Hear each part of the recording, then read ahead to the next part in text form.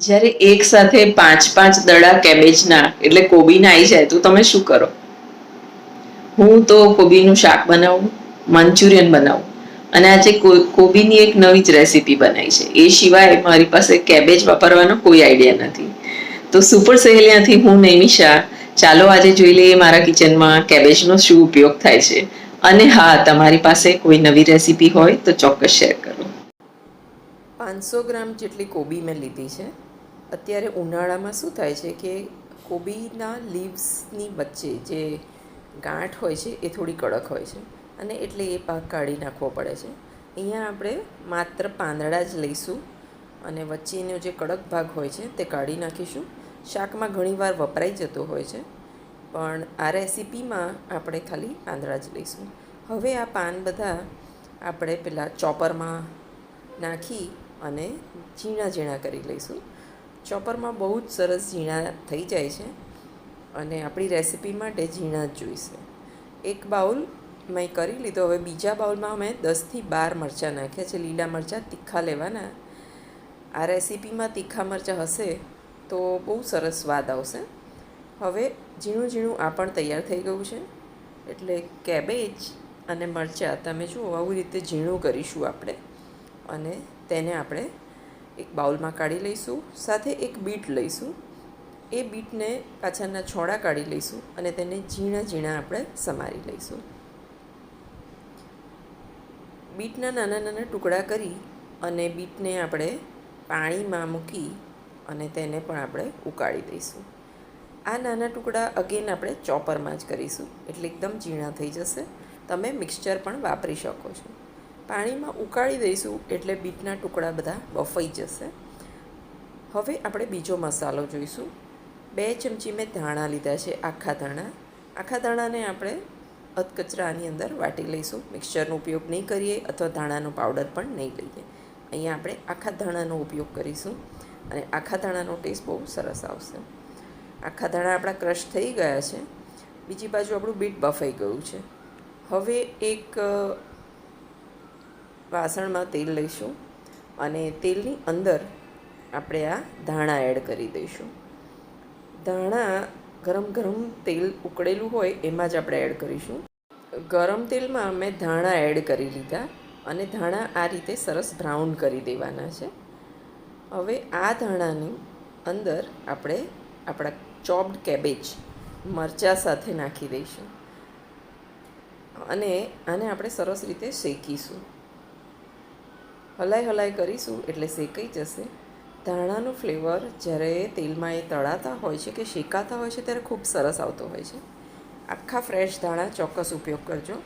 હવે આપણે આ જે કેબેજ છે તેને આપણે શેકી લઈશું એટલે તેનો પણ મરચાંનો અને શેકાયેલી કેબેજનો ફ્લેવર આવશે.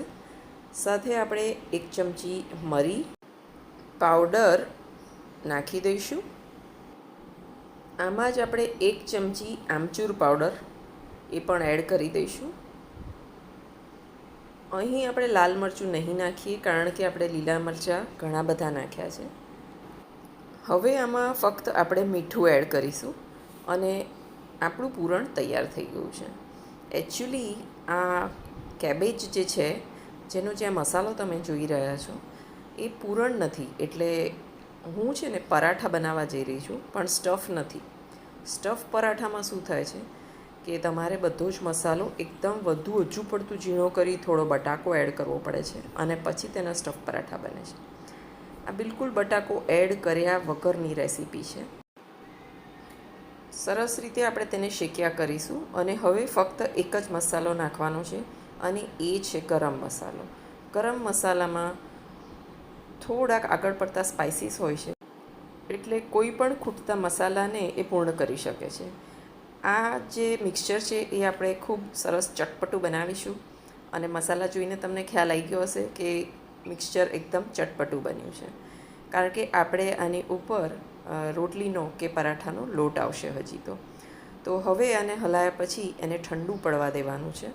અને બીજી બાજુ આપણા બીટને જોઈ લઈએ કે બીટનું શું કરવાનું છે.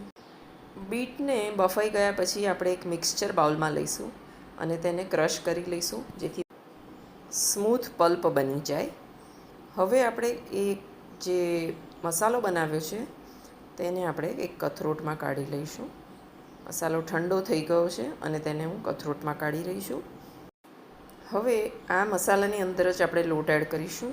1 વાટકી મેં બાજરીનો લોટ લીધો છે અને 2 વાટકી હું ઘઉંનો લોટ લઈશ.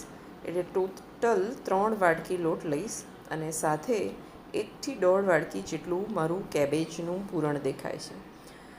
આપણે આની અંદર ડાયરેક્ટ જ લોટ મિક્સ કરી દઈશું એટલે એક થેપલાનું ફોર્મ આવી જશે, થેપલાનો લોટ બંધાઈ જશે.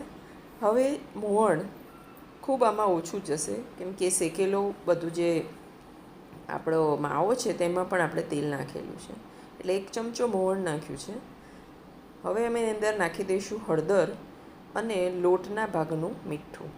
મીઠું આપણે આપણા માવામાં એટલે કોબીના પૂરણમાં નાખેલું છે એટલે ખાલી લોટના ભાગનું આપણે મીઠું નાખીશું. બધી જ વસ્તુને સરસ રીતે મિક્સ કરી અને દબાવીને હાથથી દબાઈ અને લોટને આપણે મિક્સ કરીશું, કરમોઈશું એટલે કોબી સરસ એની સાથે ભળી જશે. આવી રીતે દબાવી અને લોટ બાંધીશું. તેથી જ્યારે વણશો ત્યારે કોબી તમારી વણવામાં આવશે નહીં. સ્વાદ પ્રમાણે મીઠું મેં નાખી દીધું છે અને લોટને આપણે બાંધીને લગભગ 15 થી 20 મિનિટ પલળવા દઈશું. હું અહીંયા લોટના 2 ભાગ પાડી રહી છું. એમાં એક ભાગ ઓછો છે અને બીજો વધારે છે.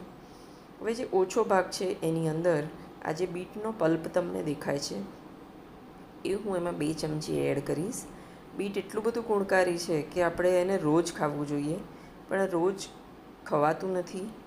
જ્યુસ બાળકો પીતા નથી હોતા તો એમને ખવડાવવાનો એક રસ્તો શોધ્યો છે. બીટથી લાલ થઈ જાય છે ખૂબ જ, એટલે આ લોટ મેં ઓછો રાખ્યો છે એટલે એકદમ એના લાલ ચટક ડાર્ક પરાઠા થશે.